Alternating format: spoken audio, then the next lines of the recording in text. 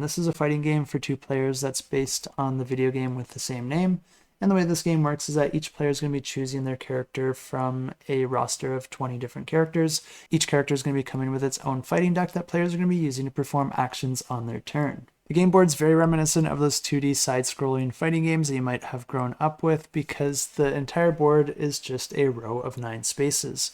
Each player is going to be starting in the 3rd space from their side of the board, and then players are going to be using their cards to perform different attacks and abilities, but you can also choose to discard any of these cards to instead perform a movement action. Whenever you do that, you can choose to move towards or away from your enemy, assuming that there is an available space there. Some of the cards do also allow for movement as well, but they can perform all sorts of varying effects, including different boosts and effects that will persist throughout the game for a time, as well as pushing, pulling, or manipulating your opponent's position on the board. Each player is going to be tracking their own character's stats on a track on their side of the board, and the first player to get their opponent's health down to 0 is going to be the one to win the game. And of course, as always, I do have links to this campaign in the description below if you want to check it out, or click to get notified once it launches.